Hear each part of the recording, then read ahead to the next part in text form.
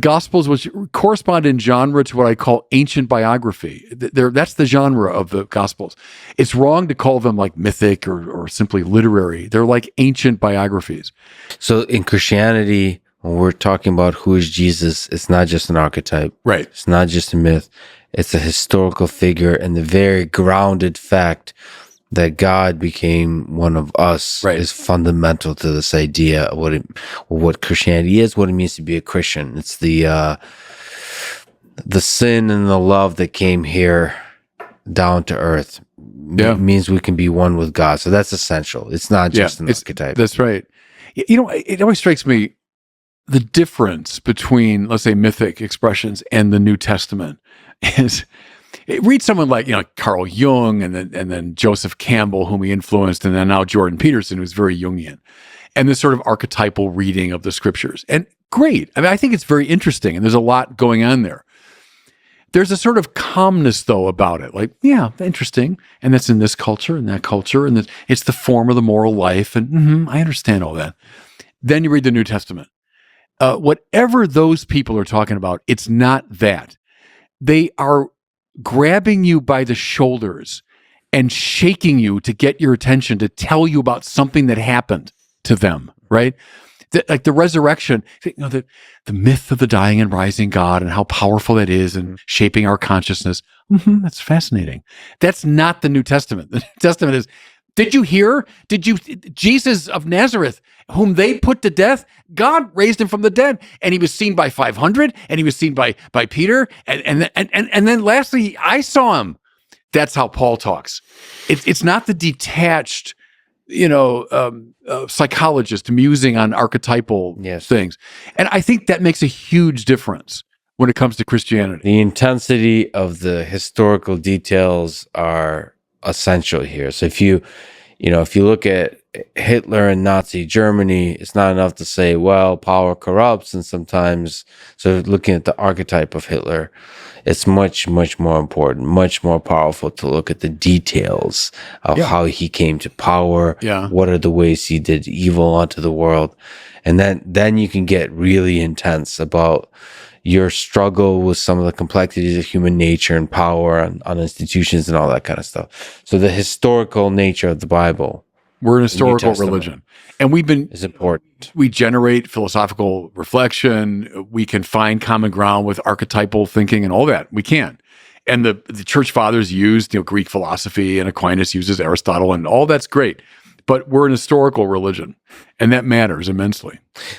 Is the Bible the literal word of God? How do you make sense of the words that make up the Bible? I think the best way to get at the Bible is to think of it as a library, not a book. So it's a collection of books, right? From a wide variety of periods, different authors, different audiences, and different genre. So in the Bible, you find poetry, you find song, you find something like history, not in our sense, but something like history. You find gospel, which is its own genre. You find epistolary literature like Paul. You find apocalyptic.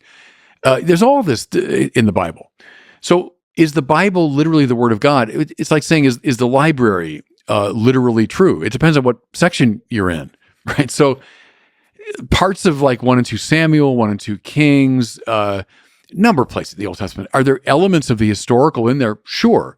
But it's theologically interpreted history. It's not like our sense of history of, give me 10,000 footnotes and, I'm going to look at all the source material I can possibly find. It's more like ancient history, like Herodotus, people like that. But then there's poetry and there's myth and there's legend and there's song and all that stuff in the Bible. So God breathes through all of it, I would say. He inspired all of it, right? Inspirare. He's breathing through all of it. God is speaking through all of it. But he speaks in different voices. He uses different human instruments, and he uses different genre and different types of language. So we have to be sensitive to that when we're interpreting the Bible. So the different instruments are more or less, some are more perfect than others. No, I wouldn't say that. I wouldn't say more perfect. I'd say they're just different. It's like a symphony, and God's like a conductor, and there's all kinds of different instruments in the orchestra, and he loves us to breathe through the Psalms. I prayed the Psalms this morning. I do every day in my office.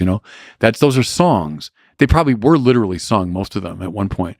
He breathes through apocalyptic. Like we're reading the book of Revelation now in the Easter season, and it's this wild and woolly book. It should be filmed by, Spielberg or somebody today.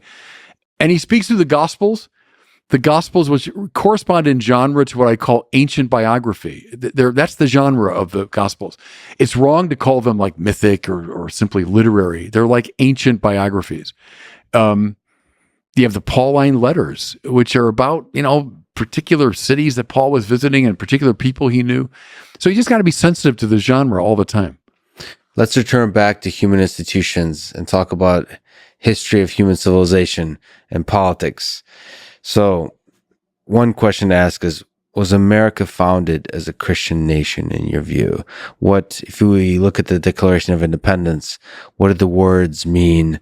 We hold these truths to be self-evident, that all men are created equal, that they are endowed by their Creator with certain inalienable rights, that among these are life, liberty, and the pursuit of happiness. It seems like God is breathing through those words too. Yeah, I think so.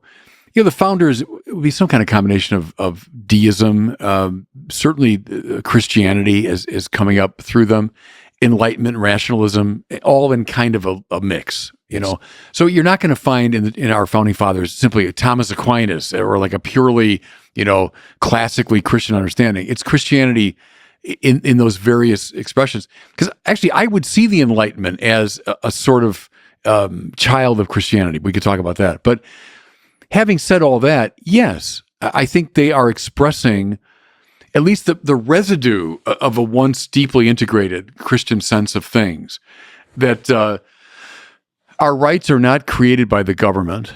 They're not doled out by the government. They come from God. And the other thing I find really interesting is equality, because look in classical philosophy, political philosophy, Plato, Aristotle, Cicero.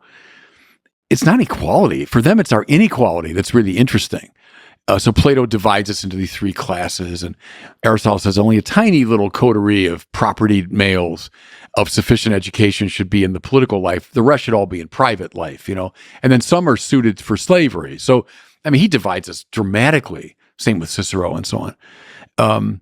Where does this come from? This weird idea that we're all equal. How? We're not equal in beauty, not equal in strength. We're not equal in moral attainment. We're not equal in intelligence. So what is it?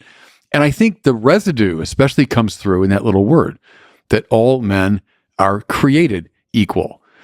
That's our equality, that we're all equally children of God. So take God out of the picture, I think we are going to slide rapidly into an embrace of inequality.